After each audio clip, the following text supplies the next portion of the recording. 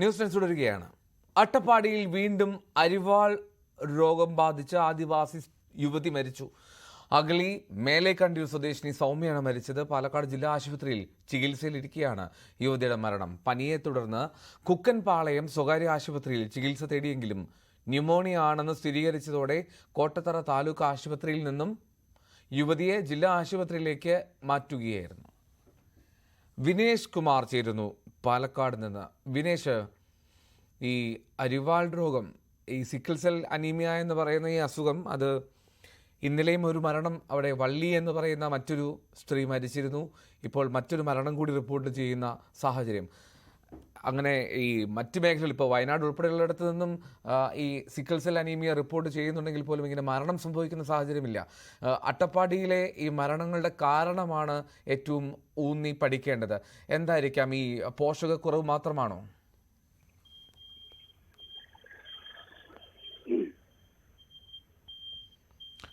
വിനേഷ്, കേൾക്കാമോ? കേൾക്കാം. അട്ടപ്പാടിയിൽ മാത്രമല്ല, ഇത് ആദിവാസി മേഖലയിൽ സാധാരണയായി സിക്കിൾ സെൽ അനീമിയ അഥവാ അരിവാൾ രോഗം വ്യാപകമാണ് എന്നുള്ള കാര്യത്തിൽ സംശയമില്ല. കാരണം ഇതിലൊരു പോഷകാഹാരക്കുറവ് മാത്രമല്ല, പ്രധാനമായും ഇത് ഉണ്ടാവാനുള്ളൊരു കാരണം ഈ ജനിതക രോഗം കൂടിയാണിത്. കാരണം ആദിവാസികൾ മാത്രമല്ല, വയനാടൻ ചെട്ടിമാരിലും ഈ രോഗങ്ങൾ കണ്ടുവരുന്നുണ്ട്. വയനാടൻ ചെട്ടിമാരിൽ പരക്കെ ഇല്ലെങ്കിൽ പോലും, ആദിവാസികളുടെ അത്രത്തോളം ഇല്ലെങ്കിൽ പോലും അവർക്കിടയിലും ഈ രോഗം കണ്ടുവരുന്നുണ്ട്, ചികിത്സയും ലഭിക്കുന്നുണ്ട്. ഇതിപ്പോ അട്ടപ്പാടിയിൽ ഉണ്ടായിരുന്ന രണ്ട് മരണം, രണ്ടും 25ഉം 26ഉം പ്രായമായ യുവതികളാണ് മരിച്ചത്. അതാണ് ഏറെ ദുഃഖകരം. സാധാരണ നമ്മളെ പ്രതിരോധ ശേഷിയെ ബാധിക്കുന്നുണ്ട്. അതായത് ശരീരത്തിലെ രക്താണു അരിവാൾ കണക്കെ വളയുകയാണ് ചെയ്യുന്നത്. അതുകൊണ്ടാണ് ഇതിനെ അരിവാൾ രോഗം എന്ന് പറയുന്നത്. ഇതിന് പ്രധാനമായും ഇതിന്റെ ചികിത്സ എന്ന് പറയുന്നത് കൃത്യമായ പ്രതിരോധ മരുന്നുകൾ, അതായത് ഈ വൈറ്റമിൻ മരുന്നുകളും അതുപോലെ നല്ല പോഷകാഹാരം ഉൾപ്പെടെയുള്ളതാണ് ഇത് കൊടുക്കുന്നത്. ഇപ്പോൾ ഇന്നലെ വള്ളിയുടെ മരണം, ഇന്ന് അതിനുശേഷം സൗമ്യ, ഈ രണ്ടുപേരും, വള്ളിക്ക് 26 വയസ്സേ ആയിരുന്നുള്ളൂ, സൗമ്യക്ക് 25 വയസ്സ്. പക്ഷേ പെട്ടെന്ന് ഈ രോഗം ബാധിച്ചവർക്ക് പ്രതിരോധ ശേഷിയെ ബാധിക്കുന്നതുകൊണ്ട് തന്നെ ഈ സൗമ്യക്ക് യഥാർത്ഥത്തിൽ ഇത് ന്യൂമോണിയ ബാധിക്കുകയായിരുന്നു. സൗമ്യയെ പാലക്കാട് ജില്ലാ ആശുപത്രിയിലേക്ക് കൊണ്ടുവരികയും ചെയ്തു. പക്ഷേ ന്യൂമോണിയ ബാധിച്ചു. അത് തലച്ചോറിനെ ബാധിച്ചതോടുകൂടി രക്ഷപ്പെടാൻ കഴിയാത്ത വിധം മാറി. അസാധാരണ നിലയിൽ ഈ അസുഖം വന്നു കഴിഞ്ഞാൽ, ഇത് ഞാൻ നേരത്തെ സൂചിപ്പിച്ച പോലെ തന്നെ ഇത് പ്രതിരോധ ശേഷിയാണ് ബാധിക്കുക. സാധാരണ ആളുകൾക്കിടയിൽ. ഒരു നിമിഷം, വിനേഷ് ഒന്നും ഹോൾഡ് ചെയ്യണം. വിനേഷ് ലൈനിൽ തുടരണം. ഈ തമ്പ് എന്ന സംഘടനയുടെ കൺവീനർ അട്ടപ്പാടിയിൽ നിന്ന് രാമു ചേരുന്നുണ്ട്. ശ്രീ രാമു, ഈ വീണ്ടും ഒരു മരണം സ്ഥിരീകരിച്ച സാഹചര്യത്തിലാണ് ഞങ്ങൾ നിങ്ങളുൾപ്പെടെയുള്ളവരുടെ പ്രതികരണം തേടുന്നത്. എന്തായിരിക്കാം ഇങ്ങനൊരു സാഹചര്യം ഉണ്ടാകുന്നത് അവിടെ? നമസ്കാരം. ഇപ്പം എന്റെ കാഴ്ചപ്പാടിൽ ഞാൻ മനസ്സിലാക്കിയിട്ടുള്ള ചില കാര്യങ്ങൾ ഞാൻ പറയാൻ ഉദ്ദേശിക്കുകയാണ്. അതായത് ഇപ്പം നമ്മൾ ഓരോ പ്രശ്നങ്ങൾ ഉണ്ടാകുമ്പോഴാണ്, ഇപ്പം ഹെൽത്തിൽ നിന്നാണ്, ഇല്ലെങ്കിൽ വേറെ ഏതെങ്കിലും ഒരു ഇടപെടൽ ഉണ്ടാകണമെങ്കിൽ നമ്മുടെ ആളുകൾ മരിക്കേണ്ടി വരുന്നു എന്ന് പറയുന്ന ഒരു ദുരാവസ്ഥ വളരെ ദയനീയമാണ് എന്ന് ഞാൻ ആദ്യം സൂചിപ്പിക്കാൻ ആഗ്രഹിക്കുന്നു. കാരണം അത് പറയാൻ കാരണം, ഇപ്പൊ 2013 കുട്ടികളുടെ മരണവുമായിട്ട് ബന്ധപ്പെട്ട് കുട്ടികൾ മരിക്കുമ്പോഴാണ് നമ്മളിലേക്ക് ആളുകൾ ശ്രദ്ധ തിരിഞ്ഞു നോക്കുന്നത്. ഇപ്പം അതുപോലെ തന്നെ പല കേസുകളും, ഓരോ കാര്യങ്ങളിലും, ഇപ്പൊ ഇത് സിക്കിൾ സെൽ അനീമിയയിൽ നിന്നും ഇപ്പൊ ഈ വർഷം തന്നെ രണ്ട് യുവതികളാണ് മരിച്ചത്. അതിന് മുന്നേ ഇപ്പം ഗർഭിണിയായിട്ടുള്ള ഒരു സഹോദരി മരിച്ചിട്ടുണ്ടായിരുന്നു. അന്ന് ഇങ്ങനെ മരിക്കുന്ന സമയത്ത് മാത്രമായിട്ട് ഇത് ഇങ്ങനെ ചർച്ച ചെയ്യുകയും എന്നാൽ അതിനൊരു പരിഹാരം കണ്ടെത്താൻ സാധിക്കാതെ പോകുക എന്നുള്ളത് വളരെ ദയനീയമായിട്ടുള്ള കാര്യമാണ്. അതിനോട് ഒരു ഇത് പറയാം. ഒന്നിപ്പം അട്ടപ്പാടിയിൽ തന്നെ 400ഓളം അരിവാൾ രോഗികൾ ഉണ്ടെന്നാണ് ഞാൻ മനസ്സിലാക്കുന്നത്. അപ്പൊ അതിൽ ഒരു 2013 മുന്നേ ഈ രോഗികളെ വളരെ കൃത്യമായിട്ട് മോണിറ്ററി ചെയ്യുന്നതിനുള്ള ഒരു സംവിധാനം ഉണ്ടായിരുന്നു. അതായത് അഗളി CHC ബേസ്ഡ് ആണ് ഒരു വിങ് ഉണ്ടായിരുന്നത്. അത് ഇന്നിപ്പോ ഇല്ല. അപ്പം ഇപ്പം വരുന്നത്, ഇപ്പം എന്താണെന്ന് വെച്ചിട്ടുണ്ടെങ്കിൽ, രോഗികൾക്ക് എന്തെങ്കിലും ഒരു പ്രശ്നം ഉണ്ടാകുമ്പോൾ കോട്ടത്തറ ആശുപത്രിയെ ആശ്രയിക്കേണ്ട ഒരു അവസ്ഥ ഉണ്ടാകുന്നുണ്ട്. അത് മാത്രമല്ല, ഈ രോഗികൾക്ക് മാസാമാസം കൊടുക്കേണ്ട ഒരു തുക, അത് അവരുടെ പ്രോട്ടീൻ ഫുഡ് കിട്ടുന്നതിന് വേണ്ടിയിട്ടുള്ള ഒരു ഫണ്ടാണ് അത് കൊടുക്കേണ്ടത്. ഇത് 5 മാസമായിട്ട് ഇതുവരെയായിട്ട് കൊടുത്തില്ല എന്നാണ് രോഗികളിൽ നിന്നുള്ള വിവരങ്ങൾ കിട്ടുന്നത്. ഒന്ന് അത്. പിന്നെന്ന് പറയുന്നത് നമ്മൾ ശ്രദ്ധിക്കേണ്ടത് ഇപ്പം കേരളത്തിൽ ഏറ്റവും കൂടുതൽ സിക്കിൾ സെൽ ഉണ്ടായ ഒരു മേഖലയാണ് നമ്മൾ വയനാടും അതിനുശേഷം പിന്നെ അട്ടപ്പാടി. ഇപ്പൊ വയനാട്ടിലെല്ലാം കുറഞ്ഞു കാണുന്നതായിട്ട് അട്ടപ്പാടിയിൽ കഴിഞ്ഞ കാലങ്ങളിനേക്കാളും കുറച്ചും കൂടി കൂടിയിട്ടുണ്ടോ എന്നുള്ളൊരു സംശയം ഉണ്ടാകുന്നുണ്ട്. ഇത് സൂചിപ്പിക്കുന്നത് ഇത്തരം രോഗികളെ കൃത്യമായിട്ട് ചെയ്യുന്നതിൽ പരാജയപ്പെട്ടിട്ടുണ്ടോ എന്നുള്ളതാണ് ഈ കണക്കുകൾ ഉയർന്നു വരുന്നതിനുള്ള കാരണമായിട്ടാണ് ഞാൻ മനസ്സിലാക്കുന്നത്.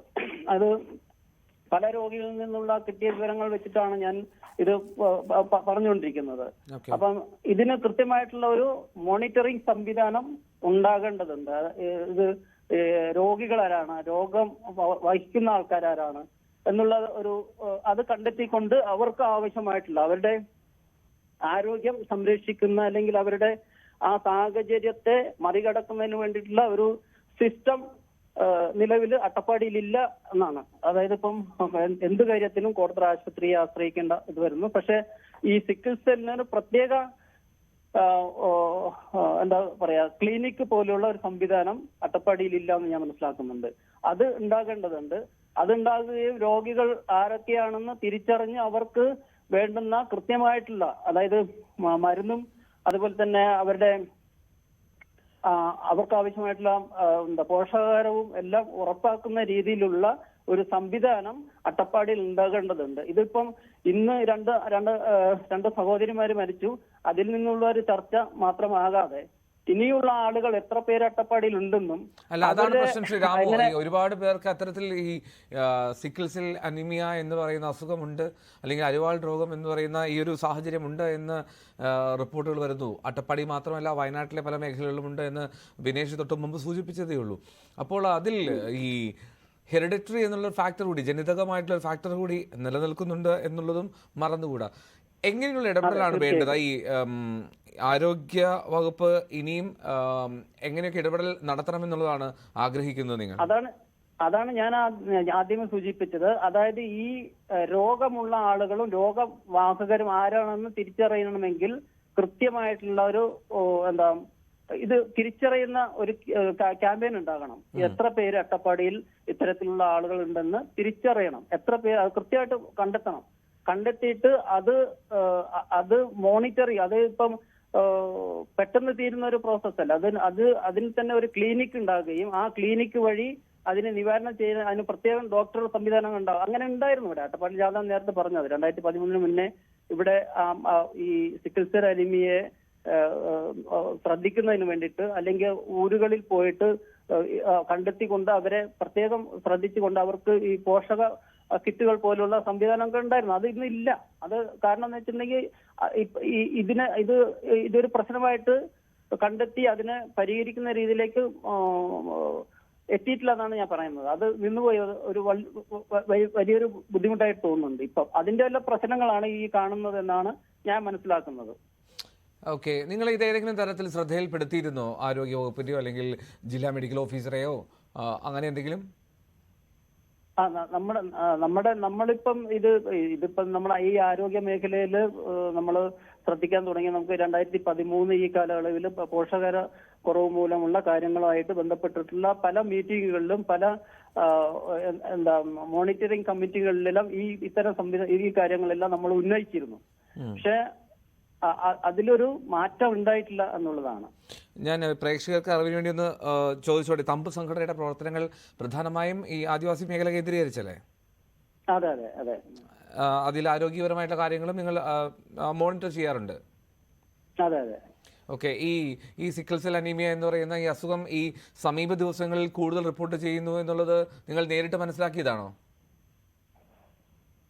അപ്പൊ ഇതിപ്പം ഈ രോഗം ഏറ്റവും കൂടുതൽ മൂർച്ഛിക്കുന്ന ഒരു കാലാവസ്ഥയാണ് ഇപ്പം നിലനിൽക്കുന്നത്. ഇപ്പം കൂടുതൽ വേനലാണ്, ചൂടാണെങ്കിലും തണുപ്പാണെങ്കിലും ഇത് കൂടുതൽ പ്രകടം ആകും. അപ്പം ഇങ്ങനെ ഉള്ള സമയത്ത് നമ്മൾ രോഗികൾക്ക് വേണ്ടുന്ന ഒരു അവബോധം, അതായത് ഇതിനെ സംരക്ഷിക്കുന്ന അതിപ്പം ചിലപ്പോൾ പല രീതിയിലായിരിക്കും. ചിലപ്പം ബ്ലഡ് കുറഞ്ഞു പോയിട്ടുള്ള പ്രശ്നമാകാം, ചിലപ്പോൾ പനി വന്നിട്ട് ബ്ലഡ് പെട്ടെന്ന് ചേഞ്ച് ആകുന്ന ഒരു ഇത് ഉണ്ട്. അപ്പൊ ഇതിനെല്ലാം കൃത്യമായിട്ട് ഇത് അവബോധത്തിലൂടെ മാത്രമേ, അതായത് രോഗികൾക്ക് ഇതിനെക്കുറിച്ചുള്ള കാര്യം വളരെ വിശദമായിട്ട് പറഞ്ഞ് മനസ്സിലാക്കിയാൽ മാത്രമാണ് ഇതിൽ നിന്നെല്ലാം നമുക്ക് ഒരു മാറ്റം കൊണ്ടുവരാൻ പറ്റുള്ളൂ. അപ്പൊ അതിന്റെ ഒരു പ്രശ്നം ഉണ്ട്. നമ്മുടെ രോഗികൾക്ക് ഇത്ര ആൾക്കാരുണ്ടെന്നും അതിനുള്ള അവബോധം കൊടുക്കുക, അത് പ്രത്യേകിച്ച് അങ്ങനെ ചെയ്യുകയാണെങ്കിൽ തനത് ഭാഷയിൽ ചെയ്യുമ്പോൾ അതിന് കുറച്ചും കൂടി എഫക്റ്റ് ഉണ്ടാവുമെന്നാണ് ഞാൻ മനസ്സിലാക്കുന്നത്. ശരി, വളരെ നന്ദി. ശ്രീ രാമു, തമ്പ് സംഘടന കൺവീനറാണ് സംസാരിച്ചത്. ആ മേഖലയിൽ അവർ പ്രവർത്തിക്കുന്നു, അതുകൊണ്ട് തന്നെയാണ് അത്രയും വിശദമായി അദ്ദേഹത്തിൻ്റെ പ്രതികരണം തേടിയത്. ഞങ്ങളുടെ പ്രതിനിധി വിനേഷ് കുമാർ തുടരുന്നുണ്ട്. വിനേഷ്, ഇപ്പോൾ ഈ രാമു ഒക്കെ സൂചിപ്പിച്ചതുപോലെ അവിടെ വേണ്ടത്ര രീതിയിലുള്ള ഒരു ഇടപെടൽ നടക്കുന്നില്ല എന്നുള്ളതാണ് പ്രധാനപ്പെട്ട കാര്യം. ഇപ്പോൾ 2 സഹോദരിമാരുടെ മരണം, അതും യുവതികളാണ്, 20 വയസ്സിന് മുകളിൽ മാത്രം പ്രായമുള്ളവർ. അപ്പോൾ അത്തരത്തിൽ ഉള്ള സാഹചര്യം ഈ ഹെറിഡിറ്ററി ഇഷ്യൂ ആണ് എങ്കിൽ തന്നെ അത് കൂടുതൽ പ്രായമായവരിലേക്ക് ഈ സിക്കിൾ സെൽ എന്നുള്ള സാഹചര്യമുണ്ട് എങ്കിൽ അത് അവരുടെ അവസ്ഥ കൂടുതൽ രൂക്ഷമാക്കില്ലേ? അപ്പോൾ അടിയന്തരമായിട്ടൊരു ഇടപെടൽ തേടേണ്ട ഒരു സമയം, ഒരു ഘട്ടമായില്ലേ ആരോഗ്യവകുപ്പിന് ഇപ്പോൾ തന്നെ?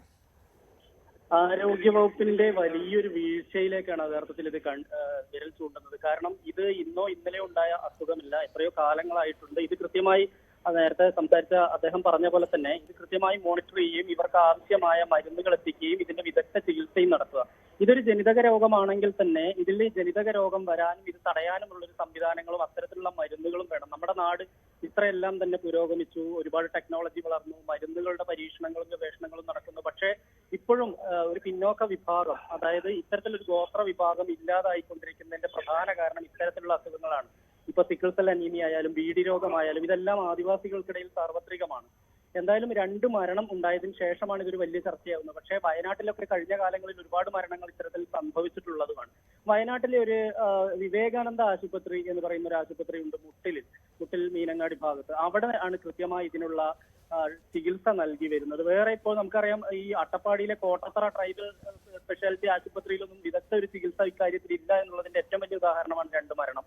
കാരണം ഇവർക്ക് രോഗം മൂർച്ഛിച്ചതിനെ തുടർന്ന് ഇവരെ ജില്ലാ ആശുപത്രിയിലേക്ക്, പാലക്കാട് ജില്ലാ ആശുപത്രിയിലേക്ക് കൊണ്ടുവരികയാണ് ചെയ്തത്. പാലക്കാട് ജില്ലാ ആശുപത്രിയിലും ഇത് സംബന്ധിച്ച് കൃത്യമായ എങ്ങനെ ഇത് ചികിത്സിക്കണം എന്നുള്ള കാര്യത്തിൽ ഒരു വ്യക്തതയില്ല എന്നുള്ള കാര്യം ഇവിടെ എടുത്തു പറയേണ്ടതാണ്. എന്തായാലും ആദിവാസി മേഖലയിൽ ഇത്തരത്തിൽ ഇപ്പോൾ അദ്ദേഹം പറയുന്ന അനുസരിച്ചാണെങ്കിൽ രോഗികളുടെ എണ്ണം വർദ്ധിച്ചു വരികയാണ്. ഈ ഒരു സാഹചര്യത്തിൽ ആരോഗ്യ വകുപ്പിന്റെ ഒരു ഫലപ്രദമായ ഇടപെടൽ ഇവിടെ ഉണ്ടാവുകയും കൃത്യമായി കൊണ്ട് തന്നെ ഇത്തരം രോഗമുള്ളവരെ, ഇത്തരം രോഗ ലക്ഷണമുള്ളവരെ കൃത്യമായി മോണിറ്റർ ചെയ്യുകയും അതനുസരിച്ച് ഇവർക്ക് വിദഗ്ധ ചികിത്സ കൊടുക്കാനുള്ള സംവിധാനമാണ് ഉണ്ടാവേണ്ടത്. അത് ഒരു വലിയ വീഴ്ചയാണ് ഈ കാലയളവിൽ.